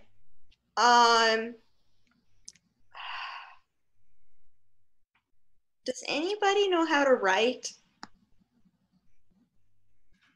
No, none of us know how to write. Okay. I can try. I feel like someone know how to write. Yeah, you should all. I mean, it's really up to you, right? Sort of by the rules, everyone, unless your intelligence is really low, can read and write any language that I think I can read and write in Goblin. Yeah. I don't think I could do Common very well. Yeah. Some of the rest of you have, you've kind of been in school for a couple of weeks. That's true. Yeah, but I don't pay attention. Working with the forgery kit, I can copy. I don't know what I'm saying. I think some could read and write with the normal amount of proficiency, just from all the time she's spent reading through sheet music and all kinds of shit. Yeah. Opera weekly. Yeah. Sure, that's what they call it. Yep. Mm-hmm. The Waterdavian broadsheets that people bring in. Mm-hmm. Okay. All right. So what are you looking to write? can you write a sneeze and detest letter and tell him not to bother us anymore? So yeah, And then we're sorry this happened, but if he comes after us, it might happen again. So some writes it. What she writes is because in between like every pause in Sorrel's words, Some starts daydreaming about this amazing debut she just had and like what that's going to look like for her in the future. So in between like every pause, she like picks, she has a daydream, then picks up again what she's saying. So Some ends up writing, "Hey!" exclamation point. "Leave us alone!" exclamation point. Or ... "Something bad will really happen!" ... exclamation point.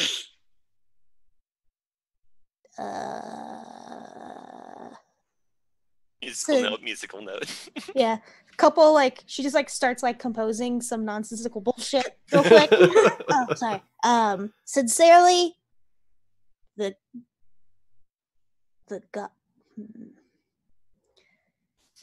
arcane flute troupe of goblins.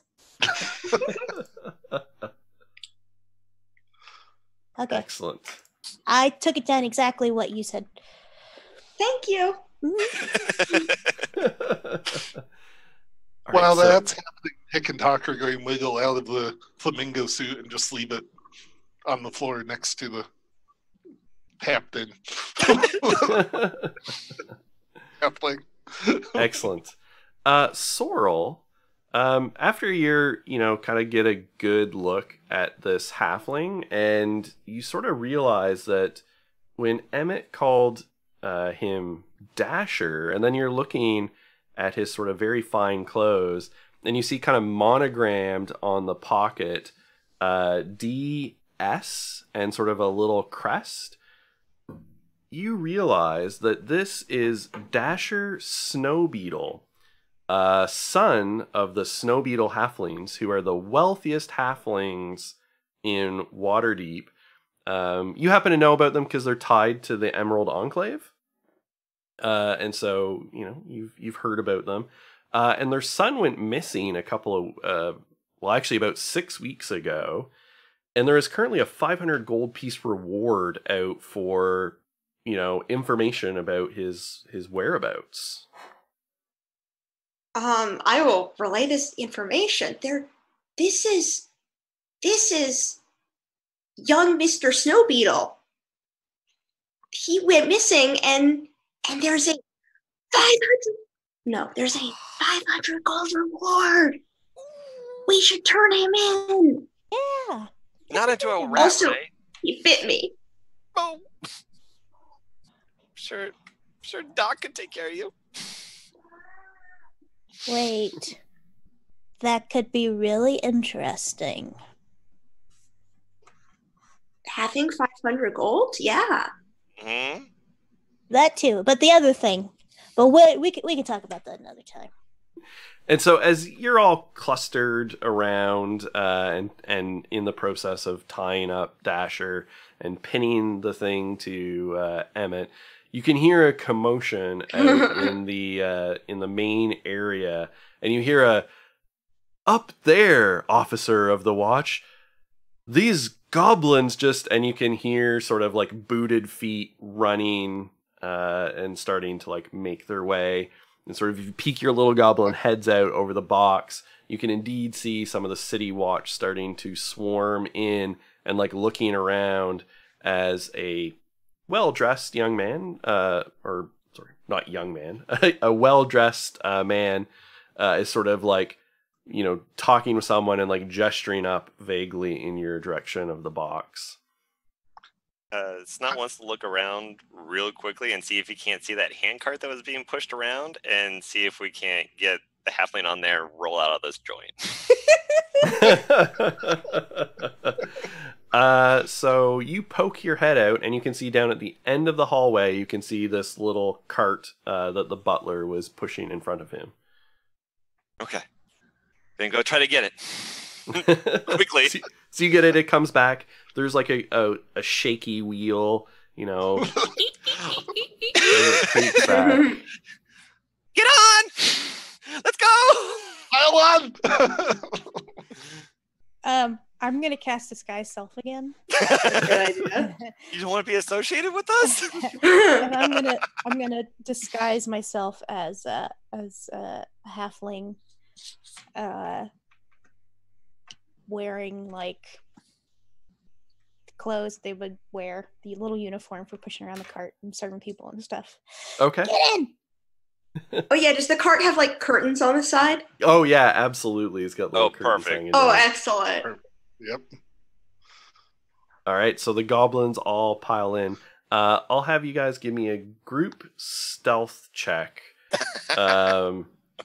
with disadvantage as you're trying to like tuck all of your various spindly goblin limbs into this little cart. The 16 for me. Okay. Disadvantage. That's a 6. Okay. Yeah, that's an 8. Okay. Do I need to roll And- stealth too? Well, but you get advantage because you're pushing the cart and dressed like a servant.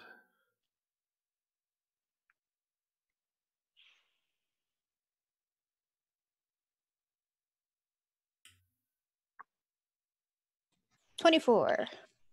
All right. So So- there. So before you continue, Dan, Yes, absolutely. don't forget Mage Hand's lovely shade of purple. But Mhm. also, do I see any like legs poking out of the side? Like periodically, like an arm flops out and gets like pulled back in, or a little Does that- goblin foot. Does there seem to be like a serial offender? Probably me. Yeah, absolutely, Sorrel. So if I see that, I'm gonna be like, get in there. I'm trying to push her feet in, but as I'm touching her, I'm gonna cast invisibility on her. Okay. Sorrel's like looking at her own hands, except they're not there. Did we get the halfling on the cart with us? Yeah, that was the initial plan. Yeah, like, so I guess it might be a tight fit, if not on top. I was gonna say, I think you probably have to flop the halfling on top. Yeah. All right. So you've got two choices. One is you can go down the stairs you came in, which presumably are the stairs the city watch is going to come thundering up any second. Or you can go into the unknown and down the hallway and hope that there is another set of stairs or something there.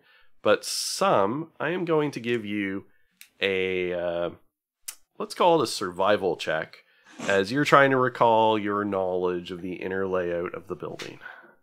I mean, there has to be like some way for people with the carts to get up and down, like an elevator of some kind, or like a dumb waiter or something. Exactly, yeah. And I think you should have advantage because you know this place pretty well, especially the nooks and crannies. Okay, well, not a ton. That's okay. So you said it was a what check? Survival. Okay. That'll be a 13. Okay. So you do know down near the end of this hallway, there is indeed a dumbwaiter that goes down to the main floor and through some service quarters and back to the food area, which is where you came in the first place. So yeah, that I'm gonna start pushing us towards there. All right. So why don't you go ahead and you're going to have to give me a strength athletics check as you push this trundle of goblins. Oh, The can grumble we- becomes a trundle. Can we assist just by like push and like all these little arms are paddling Yeah, on it. yeah. A bunch of oars, just like paddle, paddle, paddle, paddle, paddle. Yep. I was going to Especially ask. now In that fact, Sorrel is invisible. Actually, Yeah. Sorrel's invisible. She's just going to get out and help some push. okay. We're going to do that. Yeah, so you can give her the aid, and so she will have advantage on her athletics check.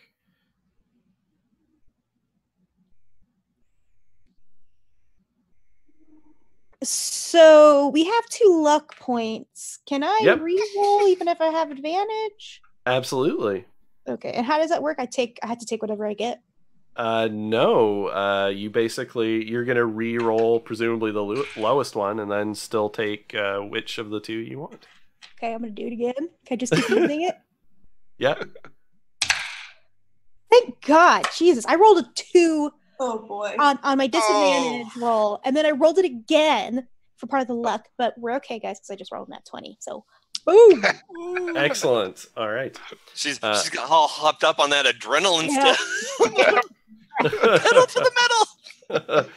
All right. So with Sorrel's help, you're just like, it's like Flintstoning down the hallway, goblin feet flapping, goblin feet or hands paddling, and you're careening down the corridor like one side to the other quite violently.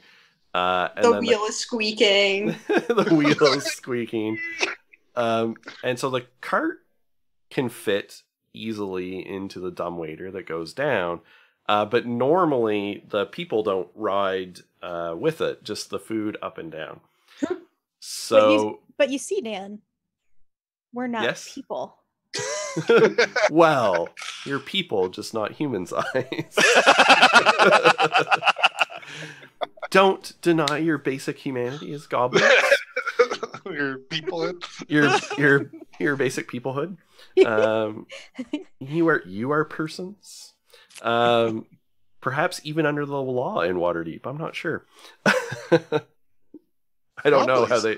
I don't know what Waterdeep thinks. No, that's a good question. Actually. Probably not a citizen. Not a citizen. Yeah. Probably. Yeah. So you've got two choices again. One is you can take your chances. Sorrel and some can like pile in with all the other goblins and ride the elevator down, knowing that who knows what might happen. Or you can send it down and, continue basically down the stairs and around. It's just a little bit of a longer route and, you might run into people. I think we should stick together. Hop on top. Yep. So, what do you guys think about this? You go ahead, and I'll meet you down there, because I don't look like a goblin right now. And I can also distract the watch. That is a good point. We'll need you to distract me the go servants with when we you. get down there. Some looks between Sorrel and Snot.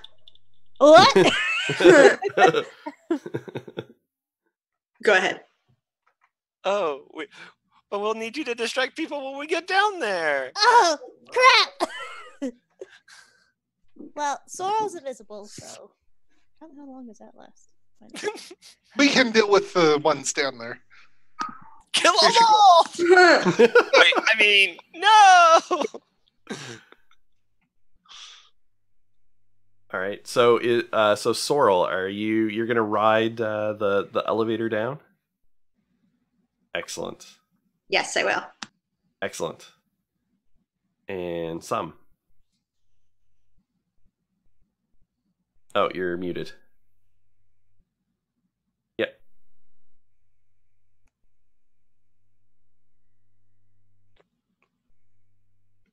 Maybe. Are you waiting on me? No. Okay. Nox's. I think audio went out. Oh.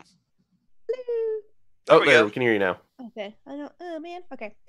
Yeah. I guess my mic lost power. Okay. Cool. So yeah. So someone's gonna look at Snot, put two currently male halfling hands on Snot's shoulders, look very intensely into your eyes, and say, "I was born for this. You go ahead, and with your superior sneaking abilities, you keep them safe." And spin you around and shove you into the dumbwaiter. So brave! And take a d6. All right, and then you can like slap a button or pull a switch, and the dumbwaiter goes down. I am gonna have Sorrel roll me some percentile dice. Oh no! Evil.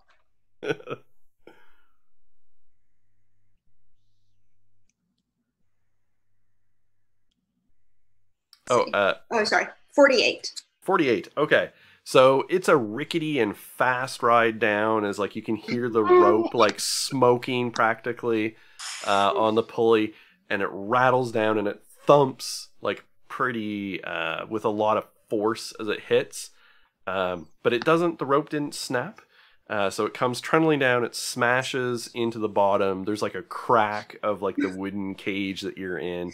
The doors like pop open and basically the whole cart tips out, sending you all like tumbling across the floor. In the middle of a food prep area, where you could hear there was like lots of chopping and things going on. And then there's like the record scratch moment. As people like look over and just blank dazed faces as these goblins come tumbling out of the cart into the room. And I am still invisible and I want to shout, "The theater is haunted!" Excellent. You can give me a deception or intimidation check as you please. And just let me know which one. I think they're both bad. Yep. But with advantage because you're invisible. Okay. I was going to say, as soon as I see that, I'm like, talk, mount! Thump, thump. That's a 15. Okay. And was that deception or intimidation? Deception. Okay. So people start murmuring and they're like, the ghosts are back? I thought we paid to get rid of those. And just as soon as there's enough, it like had paused and then like, grab him, let's cheese it! And just, out the back. Oh yeah, you're gonna do like the grumble lift. The grumble lift. Yes. Not even pausing. All right, so upstairs, what are you doing? Looking left, looking to my right, taking a listen. If I don't hear the city watch coming, if I think it's safe, I'm gonna wait for the dumbwaiter to come back up, and then, or I might just head down the stairs and try to meet them down there. Okay. So I think even without a perception check, you would hear booted feet on the stairs because it's pretty loud and obvious. You also heard the way that the dumb waiter sort of, it didn't sound too good, and when it smashed on the bottom, and then you're kind of looking in, you can see a lot of slack on the rope, and I think you're pretty sure that dumbwaiter's not coming back up. So I'm going to stand there and wait for the watch to arrive. Okay. And so, like, the watch bursts out into the hall, the corridor, and I think they would see Emmett, because Emmett's kind of, like, laying there, like, half in the box, half out on the floor with a note pinned to his chest. And one of them yells down and it's like, "Hey, you! Did you see some goblins?" I'm going to look really flustered. No, I did not see any goblins at all. I saw a rabid band of halfling urchins run through here and up in the place. I hope you can find those rapscallions. Give me a performance check. Tut, tut, tut, tut.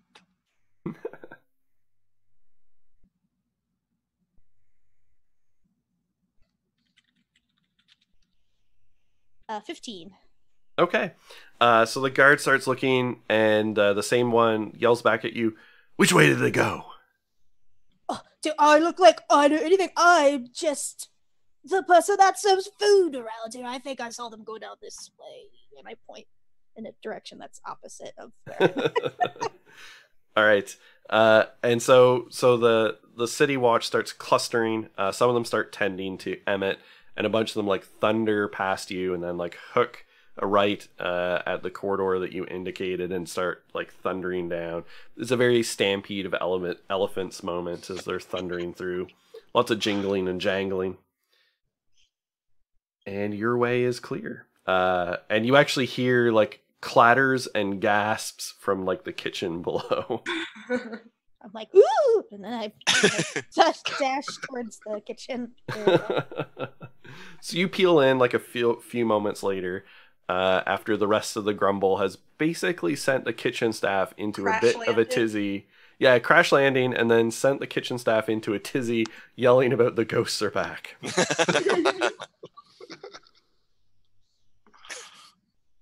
15. All right. So what are you going to do? What's the Grumble doing? We're just running right now, right? Yeah, I We're think just we're like, getting- are we outside yet? Or are we? So you see them like basically about to go through the doorway to the outside, carrying Dasher up over their heads in the trademark Grumble lift. Where are we going? Where are we going? Trying to look To for the Sorrel, north, but not seen. And Sorrel's like, I'm right here. Where? Where? In the walls. She's in the walls. The ghost got her. The ghost got her. Oh no. Ah! Ah! Excellent. So Sorrel, you're part of the lift. What part are you like sort of at the head or at the back? Sorrel's in the middle, I think. Okay, yeah. So it's even more confusing because they're like, Yeah. they've got both ends.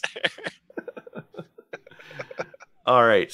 So everyone makes it out into the cold, crisp air of a Waterdavian night, carrying a sock-bound, unconscious, who at this point has, of course, like stopped laughing. Oh yeah.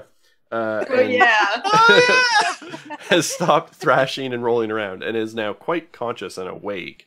But you've got him tied pretty good, with dirty socks shoved into his mouth. There's a but nevertheless, you escape into the night. So your plan, as we wrap up, would you be attempting to return to the tavern, or to try and take him directly to his family? Oh, is the reward with his family or with the watch? No, the reward was actually posted by his family. Oh. Which is why it is quite large and generous. Got it. I kind of feel like the Grumble has seen enough bodies being stored in the cellar that they thought it would be safe to take him through the sewers, and they're like, we got another one! There's another body in the cellar! Yeah, I feel like we have a place there. We know how to. Yeah. I feel like maybe if we take him back, then our friends can return him and collect the reward. Yeah. Because I don't think they're going to take kindly to us just showing up with him wrapped in socks. Money! Give us the shiny things. Give us the ransom. I need reward. More socks. Give me. I don't care about gold. Just give me the socks. All the socks. How many socks can you buy with 500 gold pieces?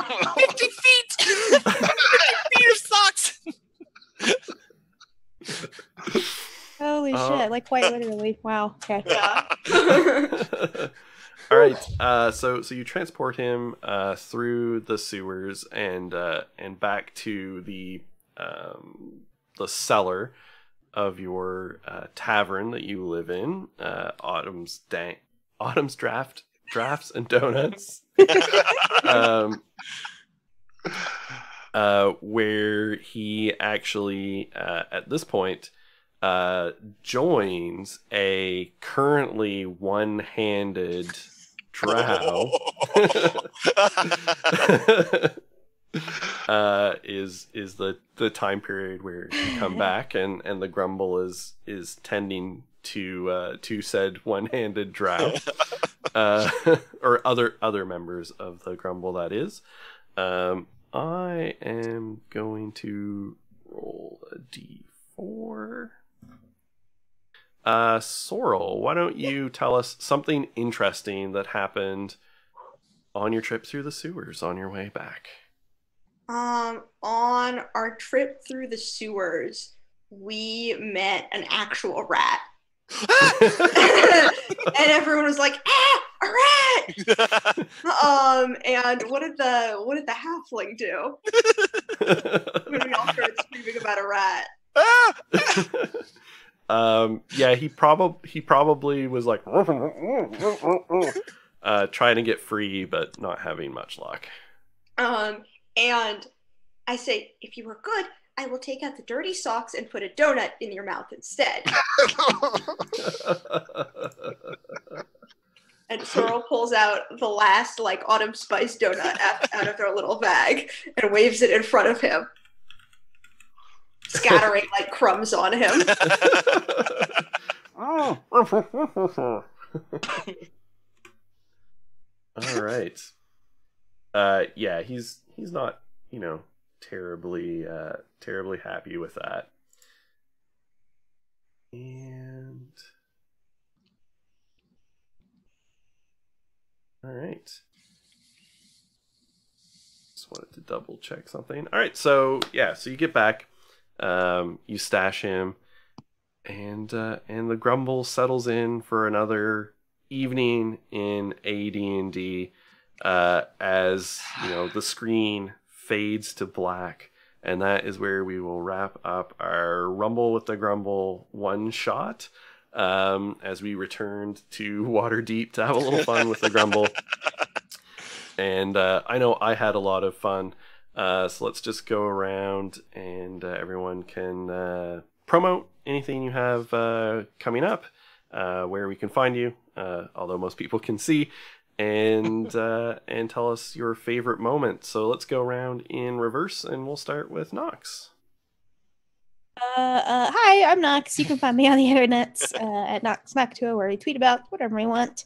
You can find me elsewhere on the role-playing zone every Tuesday at 6 p.m. Mountain Time over on our channel, playing through Tomb of Annihilation. And then this Sunday, the 13th at 2 p.m. Mountain Time, over on Other Doc's channel, we'll be playing through The Quiet Year, which is another sort of like collaborative storytelling world building type of game. I wanted to play it for a long time, so I'm super looking forward to that. You create like a little village together in like a post-apocalyptic environment, or setting rather. And towards the end of the month, I'll actually be playing in a game of Ryutama on Pro Restarter's channel. I'm super excited for that, playing a very different character than I normally do. So and then on my channel every other Saturday, Fable Tales, you can find me running the Blue Rose RPG at 1 p.m. Mountain Time. My favorite thing was Sonic blasting the audience at the theater. I really was just trying to figure out any ridiculous way to use the spells that I had. I think it was perfect, and that is exactly the kind of shenanigans that should get pulled in a one-shot that has basically no repercussions. I killed half the audience! Yeah! Sold-out crowd! Also, I think it felt very on brand for the Grumble to be like doing sort of the right thing, but like their methodology just being totally inappropriate. Felt good, so I like that. Mm-hmm. Ryan, what about you? You can find me at @rudabach on Twitter. We're kind of on hiatus with Red Hand Roleplay until our regular DM gets feeling better. So send him some love at Red Hand Roleplay, and he always absolutely loves to be a part of this community as well. And actually looking at playing a Dungeons and Doggos sometime in February. I'll be playing a Golden Dragon Retriever Sorcerer. And so looking forward to playing that as a one-shot. And just whatever else comes up that actually fits into the schedule of real life. So excellent. And your favorite moment? Oh, the favorite moment has got to be the flamingo. Like from beginning to end with the flail coming out of his mouth. Like I'm just imagining one of the like Disney flamingos just doing their thing, jamming, and then like a sad flamingo walking, and then a flail flamingo doing his thing. And so I was really looking forward to seeing how Tick and Talk worked. So did not disappoint.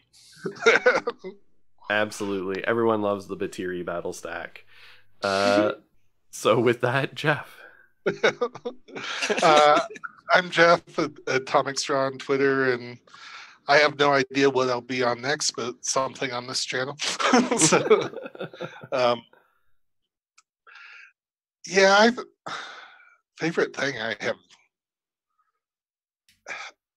I actually really appreciated Sun's destruction of the audience. That was just perfect. Such a moment. It couldn't be passed up. Yes, it was pretty great. All right, and Hannah, what about you? You can find me on Twitter at Wild Rose Mage, and also over on Worlds Apart at Worlds Apart Show. And our next episode of Worlds Apart comes out a week from today, coming back off of a holiday hiatus. And I'm also going to be on some other shows coming up that I can't talk about yet, but those will be announced really soon. So if you go follow my Twitter, then I will be shouting about those over there into the void. And my favorite moment was the goblin stack of heads peeking around the corner with the flamenco on top. That was so quintessentially just an absolute slapstick moment. Excellent. I love it. Yes, so me, I am Dan Gasson, of course, at MadSciDM here on Variant Roles. Probably the next little bit, it'll be mostly random one-shots and things that we put together and run. But we can announce that in the first week of February, so starting Monday, February 4th, and airing on Mondays, Wednesdays, and Saturday afternoons, we will be doing our next big community collaborative project as Dungeon of the Mad Mage launches. And we're going to do something a little unusual, because that's our stock in trade. And we'll be running it with multiple dungeon levels running simultaneously, and sort of very low, like constantly rotating DMs, players. It'll be very freeform, so it'll be sort of episodic in nature, so very audience friendly and I think player commitment friendly, as you'll be able to come in pretty much any given week and sort of just for like 2 or 3 weeks would follow a adventuring group through a dungeon, and then you can come back whenever you like. So that's sort of the general gist of how we will be running things, so stay tuned. We also have Invisible Sun coming up, and we're in the process of scheduling that when we'll start running that. And some regular one-shots in the schedule and like short episodic things, various systems, various DMs, just trying to get lots of stuff. Yes, Nox. I almost forgot because I don't have it added to my calendar, but we do have a Blades one-shot. Yes. Oh, crap. Let me check when it is real quick. Unless you remember. It's soon. Is it the 11th or 12th? It's the 12th. The 12th, so, yeah. Yes. And I think stay tuned for time, because I don't know if we have the exact time nailed down yet. But we'll be sure to tweet it out. So if you follow myself at MadSciDM or at Variant Roles, and stay tuned, we'll be tweeting things out. And of course, if you're interested in playing with us at all, get in touch with me or at Variant Roles or any of the fine people here who can direct you to someone. We'll be putting out a mechanism for people to sort of like register interest, but we very much encourage people, especially people like who've never streamed before, but you really would like to try, to come in on something like Dungeon of the Mad Mage and like hop in for, a session or two and just have fun playing a character and having some fun. So with that, I will sign off. We got cats all over the place trying to get people's attention. So thank you very much for watching, and stay tuned, and we'll see you again soon. Bye, everybody.